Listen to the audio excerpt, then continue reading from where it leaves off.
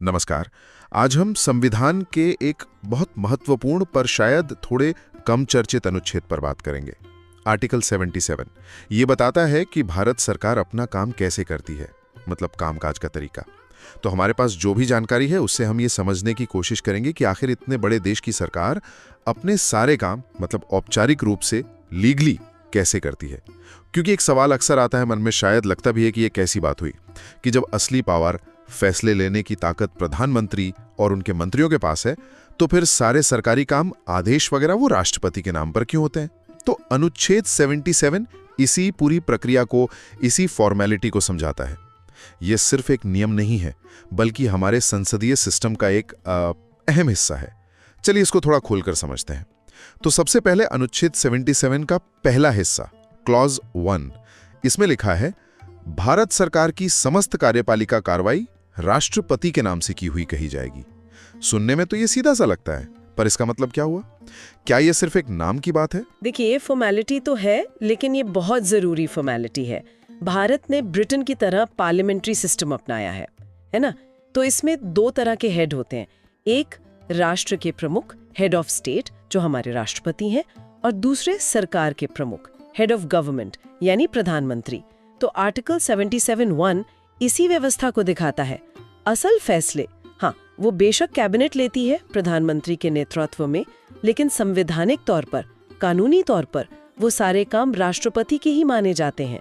ये राष्ट्रपति को हमारे देश का संवैधानिक मुखिया बनाता है, भले ही असली ताकत कहीं और हो।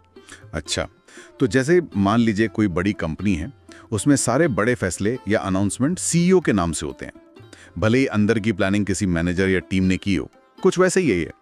राष्ट्रपति एक तरह से देश के ऑफिशियल सीईओ हो गए। हाँ, बिल्कुल सही समझा आपने।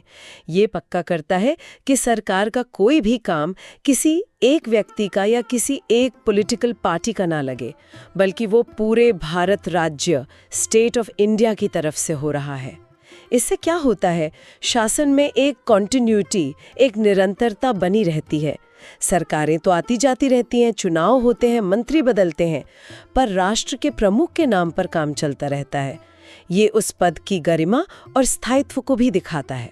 अच्छा, और जब हम कहते हैं कार्यपालिका कार्रवाई या एग्जीक्यूटिव एक्शन, तो इसमें क्या क्या आता है? मतलब इसका दायरा कितना बड़ा है? सिर्फ बड़े पॉलिसी डिसीजंस या रोज के सरकारी काम भी? नहीं, इसमें सब कुछ आता है, सब कुछ। बड़े नीतिगत फैसले, जैसे किसी दूसरे देश के साथ कोई संधि करनी हो, कोई अध्यादेश, ऑर्डिनेंस जारी करना हो, जजों की नियुक्ति, किसी बड़ी योजना को मंजूरी देनी हो, ये सब तो है ही। साथ में रोजमर्रा के प्रशासनिक आदेश, सरकारी नियुक्तियां, नियम बनाना, ये सब एग्जीक्यूटिव एक्शन ही है। और कानूनी नजर से देखें तो ये सब राष्ट्रपति के नाम पर ही होते हैं। इससे सरकार के हर काम को एक पहचान मिलती है, एक कानूनी वैधता। ठीक है, तो पहला पॉइंट ये हुआ कि सारे काम राष्ट्रपति के नाम पर होंगे, 77(1). लेकिन यहाँ एक दिक्कत समझ आ रही है मुझे। भारत सरकार तो रोज हजारों फैसले लेती होगी, कितने सारे आदेश निकलते होंगे। अगर हर कागज पर राष्ट्रपति जी को खुद साइन करना पड़े, तब तो मतलब काम ही नहीं हो पाएगा। तो ये सिस्टम चलता कैसे है फिर? यहीं पर शायद अनुच्छेद 77 का दूसरा हिस्सा काम आता है। बिल्कुल सही, आपकी बात एकदम वाजिब है, और संविधान बनाने वाले भी इस प्रैक्टिकल प्रॉब्लम को समझते थे। इसीलिए अनुच्छेद 77(2) है।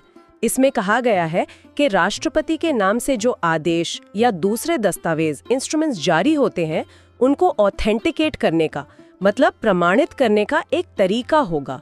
और ये तरीका कौन तय करेगा? राष्ट्रपति खुद, नियमों के जरिए। और सबसे जरूरी बात इसमें यह है कि अगर कोई आदेश या दस्तावेज उन नियमों के हिसाब से ऑथेंटिकेट हो गया, तो फिर उसकी वैलिडिटी पर, उसकी वैधता पर सिर्फ इसलिए सवाल नहीं उठाया जा सकता कि वो पर्सनली राष्ट्रपति ने नहीं किया है या साइन नहीं किया है। यानी राष्ट्रपति नियम बनाकर ये तय कर सकते हैं कि उनकी तरफ से कौन सा अधिकारी किस तरह के कागजात को सर्टिफाई करेगा, ऑथेंटिकेट करेगा।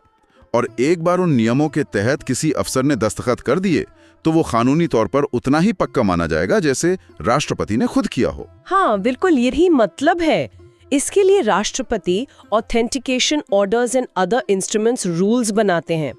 इन नियमों में लिखा होता है कि भारत सरकार के secretary, special secretary, additional secretary, joint secretary या जो भी रैंक तय की गई हो, वो अधिकारी राष्ट्रपति की ओर से अलग अलग तरह के सरकारी आदेश, कॉन्ट्रैक्ट्स, नोटिफिकेशंस इनको प्रमाणित कर सकते हैं।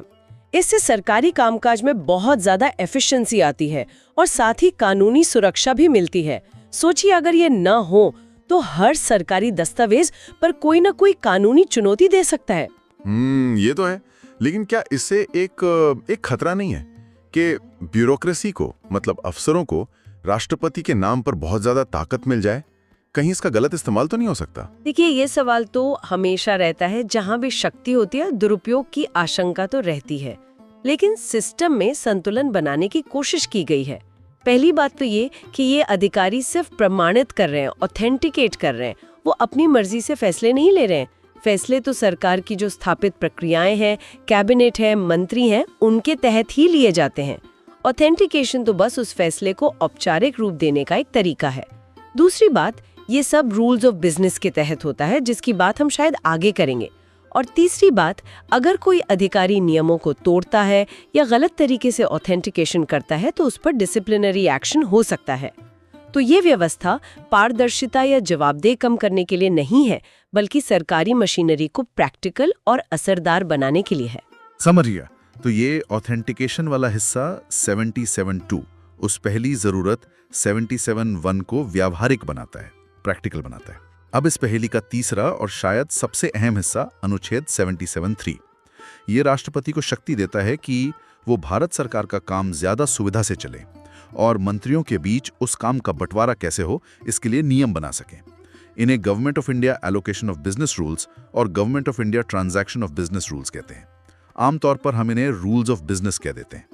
ये तो सुनने में ऐसा लगता है जैसे पूरी सरकारी मशीनरी का नक्शा या ऑपरेटिंग मैनुअल बनाने की बात हो। सही शब्द पकड़ा आपने, ऑपरेटिंग मैनुअल। अनुच्छेद 77(3) असल में सरकार की पूरी अंदरूनी कार्यप्रणाली की रीढ़ है। इसी शक्ति का इस्तेमाल करके राष्ट्रपति, बेशक प्रधानमंत्री की सलाह पर, वो नियम बनाते हैं जो तय करते हैं। पहला, मंत्रालयों और विभागों का गठन। कौन कौन से मंत्रालय होंगे, उनके नीचे कौन से विभाग होंगे। दूसरा, कार्य का आवंटन, एलोकेशन ऑफ बिजनेस। किस मंत्रालय या विभाग के पास कौन से विषय होंगे, कौन सा काम होगा, ये बहुत डिटेल में होता है ताकि कोई कंफ्यूजन ना रहे। और तीसरा, कार्य का संचालन, ट्रांजैक्शन ऑफ बिजनेस, मतलब सरकारी फाइलें कैसे चलेंगी, एक विभाग से दूसरे विभाग कैसे जाएंगी, कैबिनेट की बैठकें कैसे होंगी, कैबिनेट के फैसले कैसे लिए जाएंगे, अलग अलग मंत्रालयों में कोऑर्डिनेशन कैसे होगा, अगर मंत्रालयों के बीच किसी बात पर सहमति नहीं है तो उसे कैसे सुलझाया जाएगा, जैसे कैबिनेट सेक्रेटरी या पीएमओ की भूमिका क्या होगी, ये सब। अरे वाह, तो ये नियम ही तय करते हैं कि फिनांस मिनिस्ट्री क्या देखेगी, होम मिनिस्ट्री क्या देखेगी, और अगर दोनों के बीच किसी पॉलिसी पर टकराव हो जाए तो मामला कैसे सुलझेगा। ये तो सरकार के अंदरूनी कामकाज का पूरा ब्लूप्रिंट है। बिल्कुल, ये रूल्स ऑफ बिजनेस ही हैं जो पक्का करते हैं कि इतनी बड़ी और पेचीदा सरकारी मशीनरी एक ऑर्गेनाइज्ड और इफेक्टिव तरीके से काम करे। इनके बिना तो पूरे सिस्टम में कंफ्यूजन, देरी और टकराव ही होता रहेगा। ये नियम तय करते हैं कि कौन किसके प्रति जवाबदेह है, फैसला लेने का प्रोसेस क्या है और इन्फॉर्मेशन का फ्लो कैसे होगा। ये सरकार की एफिशिएंसी, ट्रांसपेरेंसी और अकाउंटेबिलिटी के लिए बहुत ज़रूरी है। जब हम सुनते हैं ना कि फाइल आगे बढ़ गई है या मामला कैबिनेट को भेजा गया है, तो ये सब इन्हीं रूल्स ऑफ बिजनेस के तहत जो प्रक्रियाएं बनी हैं उन्हीं का हिस्सा होता है। बंटवारा, फाइलें चलाना, दस्तावेज प्रमाणित करना, इनको भी एक संवैधानिक आधार दिया है। हाँ, और यही भारतीय संविधान की मैच्योरिटी और दूरदर्शिता दिखाती है। ये शासन के फिलॉसफिकल आधार के साथ साथ उसकी कार्यप्रणाली, उसके वर्किंग का भी मार्गदर्शन करता है। अनुच्छेद 77 एक पुल की तरह है जो संवैधानिक औपचारिकता यानी राष्ट्रपति का नाम और वास्तविक शासन, प्रधानमंत्री, मंत्री, अफसरशाही को जोड़ता है और उसे एक कानूनी और प्रक्रियात्मक ढांचा देता है। तो अगर हम इन तीनों हिस्सों को एक साथ देखें, 77 कहता है कि सारे काम राष्ट्रपति के नाम पर होंगे। 77 को बताता है कि उन कामों को कानूनी रूप से प्रमाणित, ऑथेंटिकेट कैसे किया जाएगा ताकि काम रुके नहीं। और 77(3) राष्ट्रपति को प्रधानमंत्री की सलाह पर यह ताकत देता है कि वो काम को स्मूथली चलाने और मंत्रियों में बांटने के लिए नियम बना सकें। ये तीनों मिलकर एक पूरी तस्वीर बनाते हैं कि भारत सरकार औपचारिक तौर पर कैसे काम करती है। बिल्कुल। संक्षेप में कहें, अनुच्छेद 77 भारत की संसदीय प्रणाली में कार्यपालिका के कामकाज की औपचारिक प्रक्रिया को तय करता है और उसे रेगुलेट करता है। ये पक्का करता है कि सत्ता का इस्तेमाल एक व्यवस्थित, कानूनी और जवाबदेह तरीके से हो। ये संवैधानिक प्रमुख यानी राष्ट्रपति और वास्तविक कार्यकारी यानी प्रधानमंत्री और मंत्री परिषद के बीच एक स्पष्ट, हालांकि औपचारिक संबंध स्थापित करता है।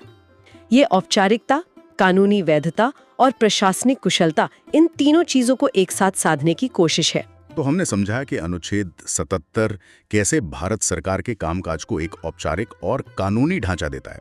ये पक्का करता है कि सब कुछ राष्ट्रपति के नाम पर हो, आदेश कानूनी तौर पर मान्य हो और प्रधानमंत्री की सलाह पर राष्ट्रपति जो नियम बनाते हैं उनके तहत काम स्मूथली मंत्रियों और विभागों में बटा हो। हाँ, ये पूरी तरह से प्रक्रिया और औपचारिकता की बात है। लेकिन यहाँ एक, आप कह सकती हैं, गहरा सवाल उठता है जिस पर शायद हमारे सुनने वाले थोड़ा सोच सकते हैं। अनुच्छेद 77 में जो ये इतना साफ सुथरा फॉर्मल ढांचा बताया गया है, वो सरकार के अंदर चलने वाली असली राजनीतिक प्रक्रियाओं के साथ कैसे तालमेल बिठाता है, खासकर आज के जमाने में जब गठबंधन सरकारें काफी आम हैं, या कभी-कभी एक ही पार्टी की सरकार में भी कैबिनेट के अंदर गहरे मतभेद हो सकते हैं। अच्छा, आप ये कह रही हैं कि कागज पर तो सब नियम और प्रक्रिया के हिसाब से राष्ट्रपति के नाम से होता दिखता है, हाँ, लेकिन पर्दे के पीछे जो असली राजनीतिक मोलभाव चल रहा होता है या दबाव होते हैं, असहमतियां होती हैं, उनका इस औपचारिक ढांचे से क्या रिश्ता है? बिल्कुल। क्या ये औपचारिकता उन जटिल राजनीतिक सच्चाइयों को सिर्फ ढकने का काम करती है, या फिर ये उन सच्चाइयों को किसी तरह कंट्रोल करने या दिशा देने में भी मदद करती है? जब किसी पॉलिसी पर गठबंधन के साथियों में खींचतान चल रही हो या कैबिनेट में दो ताकतवर मंत्री आमने सामने हो, तब ये रूल्स ऑफ बिजनेस और राष्ट्रपति के नाम की औपचारिकता कितनी मायने रखती है और कैसे काम करती है। ये जो संवैधानिक औपचारिकता है और जो राजनीतिक जमीनी हकीकत है, इनके बीच का रिश्ता हमेशा एक जैसा नहीं रहता, और ये अपने आप में समझने के लिए एक बहुत दिलचस्प पहलू है। निश्चित रूप से ये सोचने के लिए एक बहुत ही अच्छा बिंदु है कि कैसे संविधान के पन्नों पर लिखी औपचारिकताएं और सत्ता के गलियारों की राजनीतिक हकीकतें ये एक दूसरे से टकराती हैं, मिलती हैं और साथ साथ चलती हैं। औपचारिक रूप से सब कुछ व्यवस्थित, लेकिन अंदर की कहानी शायद कुछ और हो। इस पर सोचना वाकई में फायदेमंद हो सकता है।